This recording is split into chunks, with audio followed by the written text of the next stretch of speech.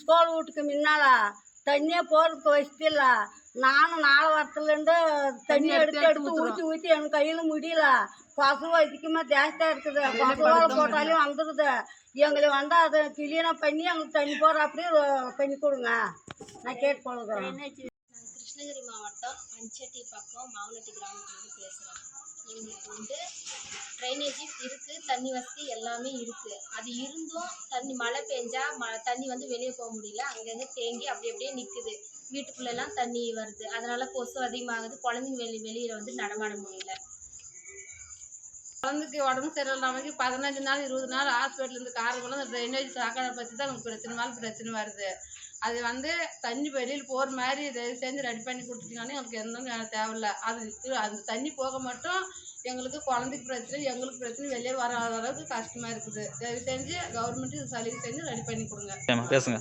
மாமனட்டி கிராமம் 4 வருஷம் இந்த தண்ணி எடுத்து ஊற்றி எனக்கு அவங்க சாகுது. வந்த பாருவாங்க. கொசு கடி ஜாஸ்தி. ரோடு போட்டு ரோடு கிளீன் கூட பண்ணி கொடுக்காத எல்லாம் மண்ணும் போட்டு மூடி வச்சுருக்குறாங்க.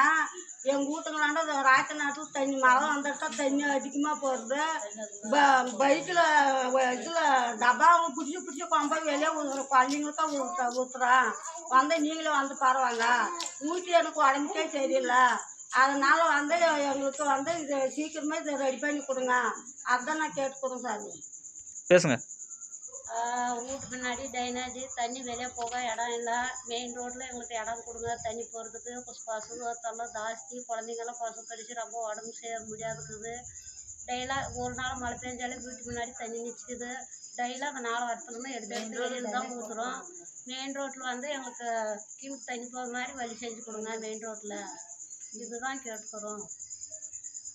பஞ்சாயத்து ஆஃபீஸில் 3 டைம் மனு கொடுத்தோம். வந்து பார்க்குறாங்க. நடவடிக்கை எடுக்கல.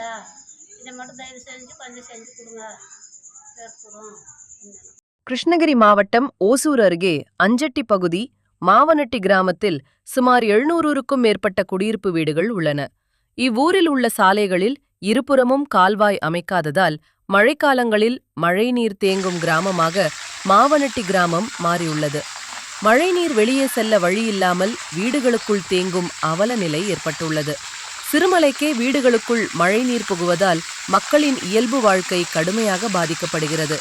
வீட்டு உபயோகப் பொருட்கள் சேதமடைவதுடன் அடிப்படை தேவைகளான உணவு மற்றும் குடிநீருக்காக மக்கள் பெரும் சிரமத்தை எதிர்கொள்கின்றனர். எனவே மழைநீரை கிராமங்களிலிருந்து வெளியேற்றவும் சாலையின் இருபுறமும் கால்வாய் அமைத்து தர வேண்டி பகுதி மக்கள் கோரிக்கை விடுத்து வருகின்றனர்.